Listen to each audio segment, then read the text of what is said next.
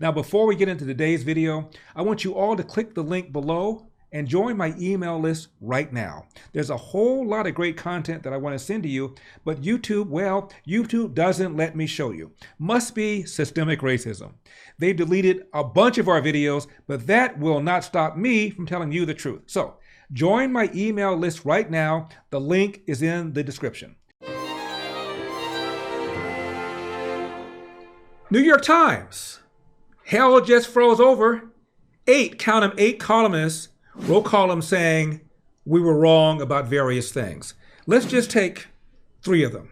First guy, Bret Stephens. Bret Stephens is a Republican, hates Donald Trump's guts, which is why the New York Times made him a columnist. I actually went to a speech one time when Trump was running, and he just trashed Trump from A to Z, talked about how horrible he would be for the country, yada blah, etc. And all of a sudden, Bret Stephens becomes a columnist of the New York Times. Now, the one that he wrote first about Donald Trump was when he was with the Wall Street Journal. And he said, and I'm quoting him, "If by now you don't find Donald Trump appalling, you're appalling." In other words, did the same thing that Hillary did by saying Trump supporters are basket of deplorables, although she said you could put half of them in. He didn't say half of them, he said all of them. And I'm quoting again, "If by now you don't find Donald Trump appalling, you're appalling." So he says, I'm standing by my columns criticizing Donald Trump, but I shouldn't have said all of his supporters are appalling. I shouldn't have said that. He also says that he still feels that anybody who has still sided with Donald Trump after January 6th, well, he didn't say you were appalling, but he thinks that you're appalling. He says that if Trump supporters still stand with him after January 6th, they are, quote, morally wrong, close quote. You're not appalling, you're just morally wrong. Now, didn't say anything at all about the 2.5-year collusion Russian story. Nothing at all about the $419.5 million spent by Mark Zuckerberg's so-called Zuckerbucks. Nothing about Alan Dershowitz and Jonathan Turley, the 2 left-wing law professors, both of whom thought that there were shenanigans in Pennsylvania. And in the case of Alan Dershowitz, he thought the U.S. Supreme Court would take up the Pennsylvania case, should take up the Pennsylvania case, and that if they did so, Donald Trump would win. Mr. Stephens didn't mention that. No mention about the Wisconsin case.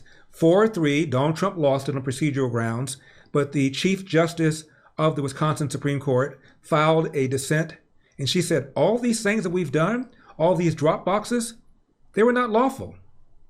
And recently, a Pennsylvania judge has ruled going forward, these drop boxes are unlawful. Bret Stephens said nothing about that in his comment to say that if you still side with Donald Trump after January 6th, you're morally wrong. Nor did he say anything about Michigan. Michigan Secretary of State used the coronavirus as a pretext to send mail-in applications to every single voter, whether that voter requested a ballot or not. And in a 2-1 case, the Michigan Court of Appeals, again, sided with the opponents of Donald Trump on procedural grounds, but a dissent was filed saying that what the Secretary of State did was unlawful. So you have Michigan, Pennsylvania, and Wisconsin, all of which were, in my opinion, meritorious lawsuits. Donald Trump didn't win them, but they weren't fallacious. They weren't ridiculous. And Bret Stephens said nothing about that. So if you feel as I did, that there were shenanigans, the suppression of the Hunter Biden story, the Zuckerbucks, Pennsylvania, Michigan, Wisconsin, you are still morally wrong. So as I said, this is New York Times, so you have to, little steps for little feet. Then there's Paul Krugman. Who is Paul Krugman? Paul Krugman is their economics writer. I've had a column for a number of years. It's left-wing, it's all get out. By the way, at one time, this Nobel laureate wrote negatively about the minimum wage, as did, by the way, the New York Times. In an editorial in 1987, they said the ideal minimum wage should be 0.00. I repeat, editorial, New York Times, 1987, look it up, ideal minimum wage, 0.00. The New York Times has now done a 180 on the minimum wage. Paul Krugman has done a 180 on minimum wage. But have Economics 101 done a 180 on the minimum wage? Anyway, he now says, I was wrong about saying that the inflationary package that Joe Biden pushed for would not be inflationary. It was inflationary. I was wrong. Quote, as it turned out, he wrote, that was a very bad call. End of quote. Now, again, this guy is an economist. And he ignored Larry Summers, the Treasury Secretary under Bill Clinton, who said all of the Biden spending was going to be inflationary. This economist ignored Steve Ratner, Obama's economic advisor, who warned all this spending was going to be inflationary, and the spending turned out to be inflationary. In fact, Summers called it the least responsible macroeconomic policy we've had in the last 40 years. And Krugman cheerleaded it, championed it, rooted it on. And now he's saying, I guess I was wrong. I saw one study, Bank of America economists said if you're making 30 grand or less, it made more sense for you to stay home. Another study put it at 44,000. So all this money was thrown at people, and you're shocked that inflation went up. And you're shocked employers can't get people to work. A third one is a guy named Farhad Manjoo, who I read so you don't have to. He praised Facebook. Thought it was going to be a wonderful system. It's going to level the playing field. Putting all this social media, putting people together. And now he says, I did not foresee the rise of smartphones. I did not see the endless hours people are going to spend on social media. Here is what he said, and I'm quoting, what bothers me is the matchless power that people like Facebook, Mark Zuckerberg, have acquired through their inventions. It does not seem in any way good for society, for the economy, for politics, for a basic sense of equality, that a handful of $100 billion or even $1 trillion companies should control such large swaths of the internet. End of quote. Notice he says nothing whatsoever about what Zuckerberg did with the aforementioned $419.5 million to get out the Democratic vote.